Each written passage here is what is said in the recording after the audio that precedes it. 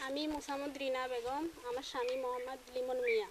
আমাদের পরিবারে আর্থিক অবস্থা খুবই কম, এজন্য আমরা ঢাকা শহরে যাই। আমার মেয়েটা বাড়িতে আমার শ্বশুর ওসমান গনি আমার দাদা দাদির কাছে মেয়েটাকে রাখি, আমরা ঢাকা শহরে যাই ইনকামের জন্য। পরে ঈদের মধ্যে আসি, বেড়াইয়ে গেছি, যে 4 দিন পরে 20 তারিখের ঘটনা আমি শুনতে পাইলাম। আমার ফোন দিল আমার শ্বশুর, বললো যে তোমার মেয়ে খুঁজে পাওয়া যাচ্ছে না। বিকাল 5টার দিকে, সকালে ও বাইর হয়েছে বান্ধবীর বাসায় যাওয়ার কথা বলে, 5টার দিক থেকে ওকে আর খুঁজে পাওয়া যাচ্ছে না। ওনারা খোঁজাখুঁজি করছে, পরে আমাকে ফোন দিয়েছে, পরে আমরা দুইজনের সাথে সাথে গাড়িতে উঠছি বাড়িতে আসার জন্য। বাড়িতে আসলাম, অনেক এরা এদিকে খোঁজাখুঁজি করছে কিন্তু পাইনি। পরে আমরাও আসি, রাত্রের মধ্যেই খোঁজ নিলাম কোথায় কোথায়, যে সব আত্মীয় স্বজনের বাড়ি কোথাও পাইলাম না। না পাইয়া পরে 20 তারিখের ঘটনা 21 তারিখে আমরা থানায় গেলাম, যে আমরা এজাহার করিয়ে দিয়ে আসছি, এজাহার শুধু লিখিত হয়ে আসছি। ওনারা বলেন যে আমরা খুঁজতেছি, এত তাড়াতাড়ি মামলা দেওয়া লাগবে না, আগে খুঁজে দেখি, আগে আপনারাও খুঁজেন আগে আত্মীয় স্বজনের বাড়ির। পরে আমরা অনেক তখন থেকেই খালি খুঁজতেছি। পরে অনেক খোঁজাখুঁজির পর যখন কোনোখানে কিছু পাইলাম না, পরে আমরা 9 তারিখে থানায় গিয়ে একটা এজাহার লিখে নিয়ে গেছি আমি। আমার ওই এজাহার ওনারা গ্রহণ করেন নাই। ওই ওসি সাহেব বলছে যে তুমি পিতামাতার নাম টাম সব নিয়ে আসছো, এভাবে তো আমি মামলা নেব না, আমি শুধু যে আসামি তার নামে মামলা নেব।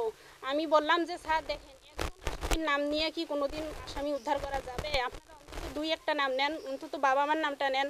কান টানলে যেমন মাথা আসে, তেমন বাবা মা যদি 2-4 দিনের মধ্যে নিতেন আপনাদের হেফাজতে, ও এমনিই বের হয়ে আসতো।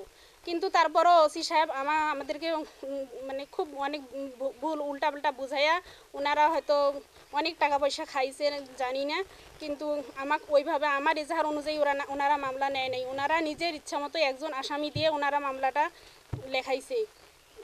এই আমাদেরকে সান্ত্বনা দিয়েছে যে আমরা এই একজন আসামি দিয়ে আমরা করে দেব, আসামি ধরে দেব। কিন্তু আজ প্রায় 2 মাস পার হয়ে গেল, কিন্তু এখন পর্যন্ত আমরা কোনো হুদিস পাইতেছি না। অথচ আমরা খোঁজ পাইতেছি যে ওর পরিবারের সাথে সব সময় যোগাযোগ করতেছে। আবার ওর যে খালাতো ভাই বা ওর জ্যাঠাতো বোন জামাই, তারা আবার ফোন দিয়ে আবার বলতেছে যে এর পরিচয় দেয়, এটা আমার ননদের মেয়ে, অর্থাৎ আমার ভাগ্নি। আর ওই আসামি ছিল ভাগ্নি জামাই, এ রিলেশন করে বিয়ে করছে। করার পর ওর আসামির বাবার বাড়িতেও মানি নেয় নাই, আমরাও সেরকমভাবে মানি নেয়নি। পরে এরা দুজনে ঢাকা শহরে গেছে, যে কিছুদিন ওখানে ছিল। থাকার পর বাচ্চাটা যখন গর্ভে আসলো, তখন প্রায় 7-8 মাস, তখন তো অসুস্থ, কিছু করতে পারে না। পরে আবার ফোন দিল যে মামা মামি কি নানা নানি আমাদেরকে 1 বছরের জন্য থাকার জন্য আশ্রয় দেন, আমরা শুধু 1 বছর থাকি, জাস্ট বাচ্চাটা হলে আমরা ওখান থেকে চলে আসবো। পরে যেহেতু ভাগ্নি জামাই, অর্থাৎ কিভাবে না করি, এজন্য আমরা অনুমতি দিছি যে থাকো, 1 বছর থাকো, পরে আমরাও দেখি যদি কোনো ইনকামের পথ করে দিতে পারি তাহলে তোমরা চলে যাও। এই 1 বছরের এখনও হয়নি বাচ্চাটার বয়স, এরই মধ্যে ও আমার মেয়েটা এরকম ফাসলাইয়া নিয়ে গেছে। আমি এখন পর্যন্ত কোনো খোঁজ পাইতেছি না।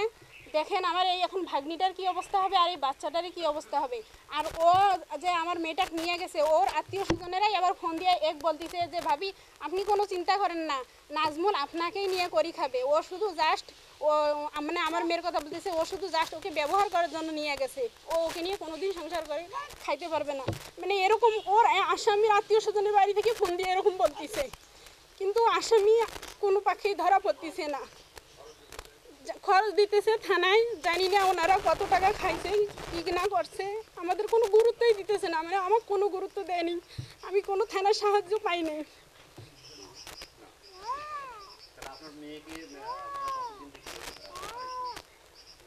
2 মাস হয়ে গেল।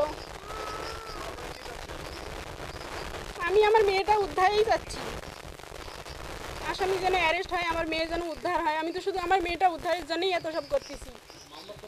ওনার সাথে ফোন দিলে মাঝে মাঝে বলে যে আমরা তো দেখতেছি, শুধু উনি এই কথাই বলে।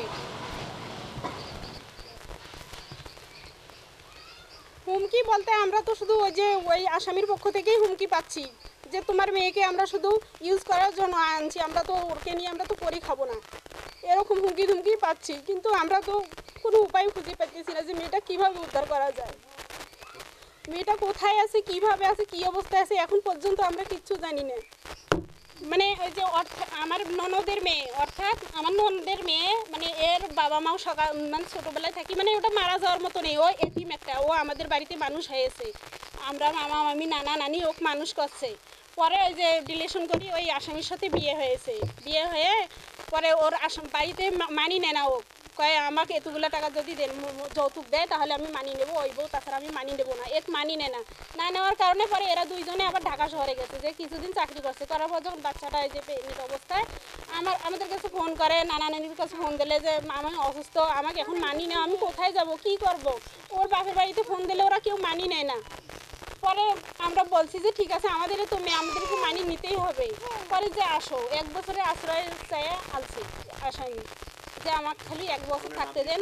আমার নাবালিকা মেয়ে রুকাইয়া জাহান বৃষ্টি, বয়স 14 বছর। ও আঁকিরহাট উচ্চ বিদ্যালয়ে পড়াশোনা করে, 9ম শ্রেণীতে। ওর বয়স 14 বছর। আর নাজমুল হক আসামি আমার ভাগ্নি জামাই, অর্থাৎ নন্দের মেয়ের জামাই। আমার নাবালিকা মেয়েটাকে ফুসলাইয়া ফাসলাইয়া অপহরণ করে নিয়ে গেছে। আজ 2 মাস হয়, 2 মাস হয়ে গেল, এখন পর্যন্ত আমরা কোনো হদিশ পাইলাম না। আমি থানায় কোনো সাহায্য না পাইয়া এর মাঝখানে আমি আর একটা ইয়ে করছি। আমি কোর্টে গেছিলাম, কোর্টে যায় আমি একটা নারী অপহরণের মামলা দিয়েছিলাম। কিন্তু কোর্টের মামলার কাগজটা যখন থানায় আসছে, ওখানে জজের সাইন টাইন হয়ে থানায় আসছে, থানার লোকেরা ওই কাগজটাও আটকে দিয়েছে। ওনারা ওই কাগজটাও কোনো গুরুত্ব দেয়নি, এখন পর্যন্ত কোনো গুরুত্ব দেয়নি। আমি এখন সরকারের কাছে চাচ্ছি আমার মেয়েটা উদ্ধারের জন্য, উদ্ধার চাইতেছি আমার মেয়েটাকে। আমি মোহাম্মদ বাবু মিয়া, আমার মেয়ে রুকাইয়া জাহান বৃষ্টি, ওকে আমার ভাগ্নি জামাই অপহরণ করে নিয়ে গেছে। আমি নাজমুল আসামি ওর শাস্তি চাই এবং আমার মেয়েকে উদ্ধার চাই, এটা সরকারের কাছে আমার আবেদন।